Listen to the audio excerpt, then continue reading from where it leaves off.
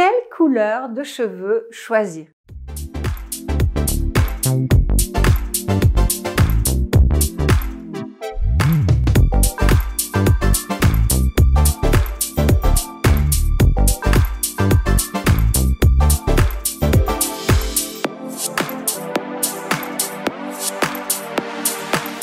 Bonjour, ici Mademoiselle M, révélatrice de votre meilleure image.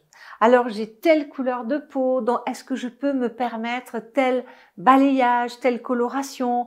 Ça c'est à la mode, est-ce que je peux y aller ou pas? C'est vrai qu'en tant que femme, soit parce que vous allez commencer à vous teindre les cheveux, soit parce que vous le faites déjà, eh bien on se pose 36 000 questions. Et dans cette vidéo, je vais vous expliquer comment concrètement, en 3 étapes, plus des conseils supplémentaires, il vous appartient de vous faire conseiller pour choisir la meilleure couleur de cheveux qui soit. Tout d'abord, si vous êtes nouvelle sur cette chaîne et que vous avez envie de recevoir justement mes conseils en look, en confiance en soi, en gestion de garde-robe et en féminité, eh bien, il vous appartient simplement de vous abonner.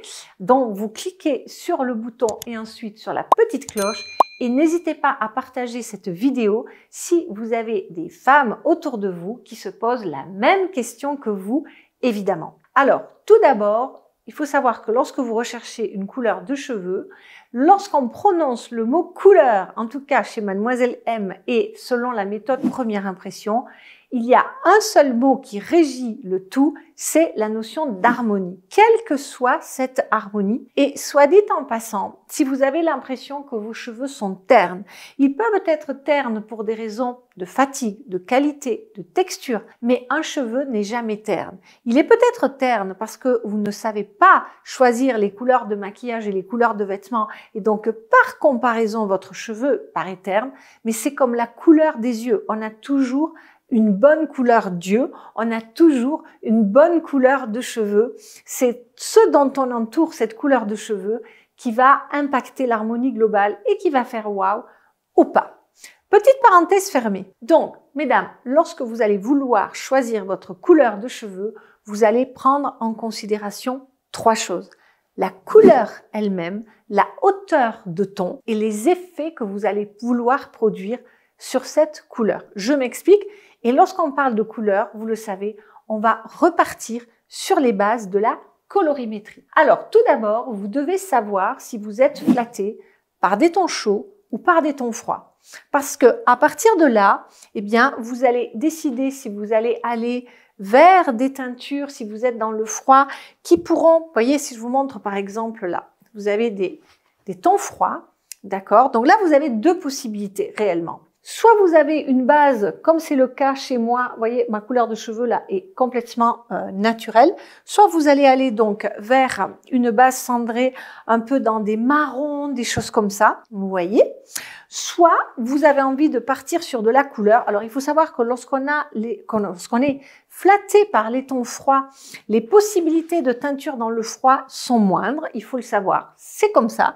Mais vous avez aussi la possibilité, lorsque c'est la mode, moi je me souviens avoir eu les cheveux lorsque c'était la mode de cette couleur-là, vous voyez, dans des aubergines, dans des violines, dans des tons comme ça, et on voit très clairement que ça s'assortit bien donc au ton froid. Par contre, si vous avez une carnation qui est plutôt dans le chaud, et donc vos cheveux le sont aussi, parce qu'en général c'est un tout, eh bien vous allez davantage aller vers, par exemple, si vous allez vers des blonds, vous voyez, ce sera plutôt des blonds dorés, alors que je voulais pas signaler, mais par exemple, dans les froids, on va plutôt aller, vous voyez, vers des platines, donc vers des blonds qui seront beaucoup plus argentés, qui seront beaucoup plus gris comme ça, et bien là, vos blonds seront beaucoup plus dorés.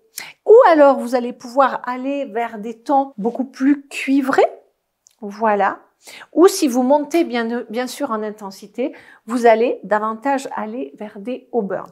Donc déjà, alors là, l'avantage, petite parenthèse quand même, c'est que si vous êtes flatté par des tons chauds, vous avez beaucoup plus de possibilités de choix de teinture qu'une personne qui est dans le froid. Mais vous allez voir qu'il y a des avantages et des inconvénients un petit peu partout. Ensuite, il va y avoir, je vous ai parlé de hauteur de ton. Parce que, évidemment, avant même peut-être de choisir votre couleur, votre direction de cheveux entre le chaud et le froid, eh bien, je vous encourage à déterminer jusqu'où vous pouvez monter ou descendre en hauteur de ton. C'est-à-dire que vous ayez les cheveux hyper blonds, presque blancs, jusqu'à noirgés, eh bien, vous êtes forcément comme ça sur une échelle comme celle qui va du blanc au noir, eh bien, d'intensité de couleur comme ceci, du plus clair au plus foncé. Et un bon coiffeur, normalement, ne devrait pas éclaircir votre chevelure ou la monter en intensité, c'est-à-dire la foncer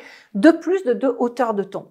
Parce que s'il dépasse ces 2 hauteurs de ton vers le bas ou vers le haut, eh bien, si vous éclaircissez trop, vous allez être fade et du coup, les pigments qui peuvent être sur votre visage vont devenir rouges ou gris. Vous voyez, vous allez vraiment avoir mauvaise mine. Et si à l'inverse, eh bien, il fonce trop, eh bien, vous aurez un air cadavérique parce qu'on aura l'impression que vous avez un casque, ça ne fera pas naturel et on va tout de suite suspecter que vous avez une couleur sur les cheveux. Donc, le respect de la hauteur de ton pour ne pas trop éclaircir ou ne pas trop foncer, quel que soit après les choses que vous fassiez. Et ensuite, il va y avoir les effets. Parce que si vous êtes flatté par des tons lumineux, qui sont donc des tons très purs, comme ceci, vous voyez, des tons francs, qui sont constitués essentiellement à partir des 3 couleurs primaires. Donc, lorsque vous avez cette clarté, eh bien, vous serez beaucoup plus flatté par une couleur de cheveux en bloc, où vous n'aurez pas d'effet de balayage, d'effet de méchage comme ça. Vous avez besoin de la brillance, vous avez besoin de l'intensité de la couleur qui se complétera parfaitement bien avec vos tons lumineux. Par contre, si vous êtes flatté par des tons mat, qui sont des tons désaturés, c'est-à-dire que ce sont des couleurs qui étaient au départ peut-être lumineuses, mais dans lesquelles on a rajouté du brun, du gris ou de la couleur complémentaire. Et voyez, on a cet effet très doux, très feutré comme ça, très poudré de la couleur. Et là, eh bien, c'est avec ces coloris-là que tout ce qui est balayé, tout ce qui est décoloré comme ça, tout ce qui est méché, va véritablement prendre toute sa beauté, toute sa splendeur, parce que la douceur, vous voyez, les dégradés de ces tons-là vont admirablement s'assortir avec les espèces de dégradés qui existent au sein de ce schéma colorimétrique de la sorte. Donc voilà mesdames comment choisir vos meilleures couleurs de cheveux et évidemment tout cela va dépendre de là où vous allez être dans votre chemin stylistique. Si comme mes clientes vous connaissez vos couleurs au départ, eh bien en opérant de la sorte pour choisir votre couleur de cheveux, systématiquement vos couleurs de garde-robe vont être assorties. Et c'est ce que l'on veut. On veut, je vous ai parlé d'harmonie en entamant cette vidéo, vous voulez créer une harmonie. Parce que vous devez donc prendre en considération vos coloris naturels et votre garde-robe. Si vous n'avez jamais fait de démarche stylistique, en plus en utilisant la méthode première impression, eh bien peut-être que votre garde-robe part dans tous les sens, auquel cas il va falloir à un moment donné mettre un stop à cela si vous voulez justement arriver à générer cette harmonie. Et le premier pas, ce n'est pas la couleur de cheveux, ce n'est pas la couleur de la garde-robe, ce sont vos coloris naturels à vous puisque c'est vous qui êtes au centre de tout cela. Donc d'abord vous faites votre analyse de couleur et ensuite vous pourrez décider et de votre couleur de cheveux et de vos couleurs de garde-robe. Mais quoi qu'il en soit, grâce à l'analyse de couleur, eh ben, vous verrez que les couleurs de cheveux et les couleurs de garde-robe seront de toute façon assorties. Vous n'aurez aucune question à vous poser dans ce sens-là. Maintenant, petit mot de mise en garde par rapport à toutes ces couleurs, quelles qu'elles soient, c'est que dans le temps, elles ne vont pas forcément vieillir de la même façon. Puisqu'il faut savoir que ce sont les pigments bleus, quelles que soient les marques de coloration, qui se délavent les premières. Donc, si vous avez fait des colorations plutôt dans le froid, eh bien, petit à petit, les pigments bleus disparaissant, or les tons froids étant d'abord constitués de pigments bleus, petit à petit, vos tons froids vont se réchauffer, ce qui est un peu compliqué au fil des lavages. Et les tons chauds vont également un peu s'altérer, mais comme je vous ai dit, voilà, il y a des avantages et des inconvénients. Et l'autre avantage pour les tons froids, néanmoins, c'est pour ça que vous voyez, il y a toujours tout qui s'équilibre, eh bien c'est que au fil de l'âge, si vous avez fait le choix de rester dans vos cheveux gris, blancs, poivre et sel, eh bien les tons froids vont davantage s'assortir avec vos cheveux gris. Donc, vous voyez, il y a du plus et il y a du moins un petit peu partout. Quoi qu'il en soit, discutez avec votre coiffeur, échangez avec lui et servez-vous également de cette vidéo pour comprendre ce qui se passe. Dites-moi dans les commentaires quelles ont été vos meilleures et vos pires expériences capillaires. J'ai hâte de vous lire. Et si vous êtes nouvelle sur cette chaîne et que vous ne connaissez pas vos couleurs, vos formes, votre style, etc., le premier pas à faire, eh bien, recevez mon cadeau de bienvenue qui consiste à vous expliquer les 26 fondamentaux de votre meilleure image. Tout cela vous sera délivré au travers de 5 vidéos phares.